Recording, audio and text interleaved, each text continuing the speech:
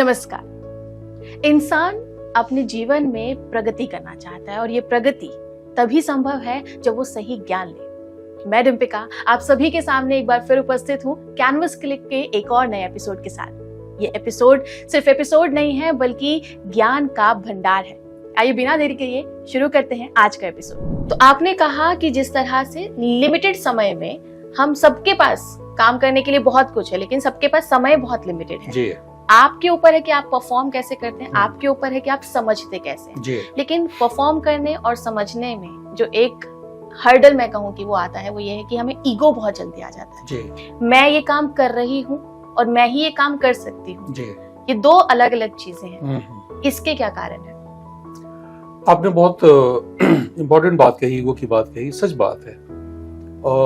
जितनी भी जीवन की जो प्रगति है, देखिए प्रगति में ईगो सहायक भी है और प्रगति में ईगो बाधक भी है। दोनों ही डायमेंशन है ना। सहायक कैसे हो सकते हैं? हाँ, सहायक ये है कि जो मोटिवेशनल जो फोर्स है आपका, जब भी आप एक कॉम्पिटिटिव फील्ड में होती है, एक प्रतिस्पर्धा जब आपके अंदर आता है, तो ईगो ही वो केंद्र बिंदु होता है आपके अंदर, जहां से सारी शक्तियां जो हैं आपको पुश करती हैं आगे बढ़ने के लिए। ईगो को देखने का दो दृष्टियां हैं। एक तो पाश्चात्य जगत की दृष्टि है, वो कैसे ईगो को देखता है। एक हमारी भारतीय दृष्टि है। हमारी भारतीय संस्कृति ने जब ईगो को देखने की कोशिश की, ईगो नहीं अहम शब्द है, तो उसने कैसे देखी। इन दोनों में बहुत मूलभूत अंतर है और वही अंतर हम समझना चाहते हैं कि आखिर वो अंतर है क्या। जी।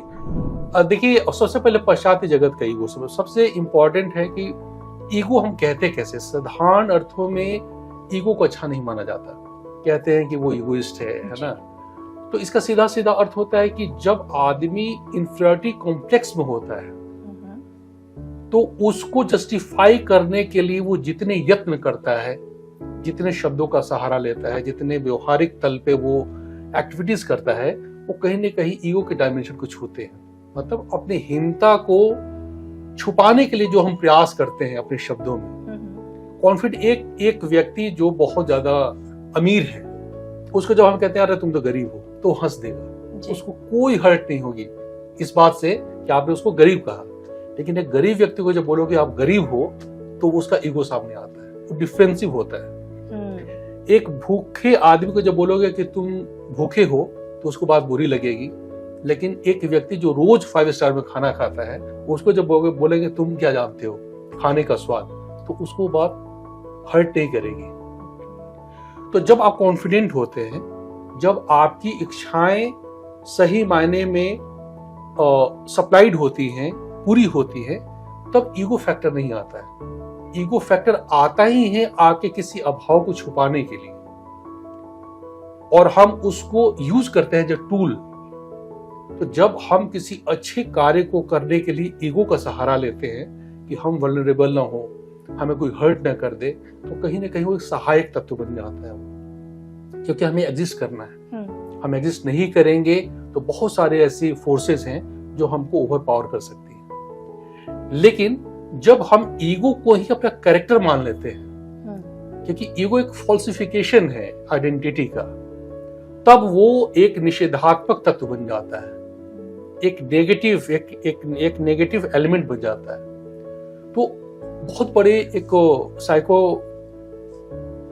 एनालिस्ट हुए सिगमंड फ्रायड, आपने नाम सुना होगा। 20वीं शताब्दी के बहुत महान चिंतकों में एक चिंतक थे वो, जिन्होंने मनुष्य के मनोविज्ञान पे जितना शोध किया, और न सिर्फ शोध किया, उन्होंने पूरी मनुष्यता की परिभाषा को बदल दिया। उन्होंने पहली बार जब उन्होंने वैज्ञानिक शोध किया, तब उन्होंने कहा कि जो भी हम व्यवहार करते हैं, चाहे वो कला के तल पे है, चाहे धर्म के तल पे है, चाहे अर्थ के तल पे, किसी भी तल पे या सामाजिक तल पे, वो मुख्यतः हमारे अंदर की कुछ ऐसे केमिकल्स हैं, रिएक्शंस हैं, और हमारे जो मेंटल जो फैकल्टीज हैं, उसके ऐसे डायमेंशंस हैं जो सहायक होते हैं। उन्होंने पहली बार मनुष्य के मनोविज्ञान पे शोध किया, और उन्होंने कहा कि इसकी 3 फैकल्टीज हैं। पहला एक कॉन्शियस माइंड है, दूसरा अनकॉन्शियस माइंड है, और तीसरा सबकॉन्शियस माइंड है। तो उन्होंने कहा कि जो कॉन्शियस माइंड है, जो हम कर रहे हैं, वो इंपॉर्टेंट नहीं है। इंपॉर्टेंट है अनकॉन्शियस माइंड, जो इसको ड्राइव करता है। हम आज वही हैं जो हमने बहुत पहले अपने अनकॉन्शियस माइंड में कुछ सोचा था, ओके। क्योंकि जो भी मैनिफेस्टेशन प्रेजेंट में हो रहा है वो पास्ट के किसी सोच का ही परिणाम है ना। और इससे भी गहरे तल पे सबकॉन्शियस माइंड की बात की गई थी। इसके रिफ्लेक्शंस हमारे यहाँ हैं, हमारे भारतीय संस्कृति में भी हैं, उस पर हम जाएंगे। लेकिन उन्होंने कहा कि जो बायोलॉजिकल जो एनर्जीज हैं वो जब इवॉल्व होती है तो वो साइकिक एनर्जीज में कन्वर्ट हो जाती है। और सिगमंड फ्रायड ने मनुष्यता की परिभाषा को बदल दिया उन्होंने। लेकिन उनमें सबसे बड़ी जो बात उनकी थी कि उन्होंने उनकी सारी जो धारणाएं थी, सारे जो शोध थे, वो फिजिकल प्लेन पे ज्यादा थे। अच्छा। है ना। जो एक इंट्यूटिव जो कॉग्निटिव जो वर्ल्ड है मनुष्य का, है ना, जहां पे संज्ञानात्मक जो प्रज्ञा है ना, और उस तल को आप जब सिगमंड फ्रायड को समझते हैं या उनके समकक्ष एडलर हैं या ह्यूम है, बहुत सारे साइकियाट्रिस्ट हैं जिन्होंने बहुत बड़ा योगदान दिया। उन्होंने एक थ्योरी दी ईड की। ईड एक शब्द था आईडी, अच्छा। उसी से आईडी शब्द बना, उसी से आइडेंटिटी शब्द बना। जी जी जी। तो उन्होंने ईड, ईगो और सुपर ईगो की एक थ्योरी दी। अच्छा। उन्होंने कहा कि जब बच्चा पैदा होता है, इस जीवन में आता है, तो जन्मजात प्रवृत्तियों के साथ पैदा होता है। वो क्या होती है? वो ईड होता है। ईड क्या होती है? उसकी इच्छा शक्ति का स्रोत होता है। मुझे ये चाहिए, मुझे वो चाहिए, मुझे ये चाहिए ना। जो भी बच्चा होता है उसको सब कुछ चाहिए होता है, उसको बताया नहीं जाता है। तो वो जो फोर्स, वो जो साइकिक एनर्जी जो एक बच्चे में काम करती है, उसको ईड कहा गया। और ईड जो होता है अनकंट्रोल्ड होता है, एनिमलिस्टिक होता है। वो किसी भी नैतिकता को नहीं मानता, उसको चाहिए तो चाहिए। तो उसको कंट्रोल करने के लिए हमारी मेंटल फैकल्टी है, that is super ego. Super ego अगर आपका स्ट्रांग होता है तो वो बताता है कि नहीं, ये तुम मत करो। अच्छा। ये करो, है ना। मतलब क्या सही है और क्या नहीं, जी। वो हमें गाइड करता है। हाँ, सुपर ईगो गाइड करता है उसको।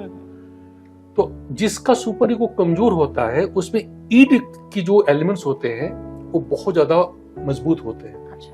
और जब ईड बहुत ज्यादा जब मजबूत होता है हमारे अंदर, फ्रायड के शब्दों में, तो हम एनिमलिस्टिक हो जाते हैं, हम मर्डरर हो जाते हैं, हम रेपिस्ट हो जाते हैं। क्यों? क्योंकि हमारी अपनी इच्छाओं पे कंट्रोल नहीं रहता। हमें चाहिए तो चाहिए, एट एनी कॉस्ट। हाँ, उसी को जिद कहते हैं। जी जी।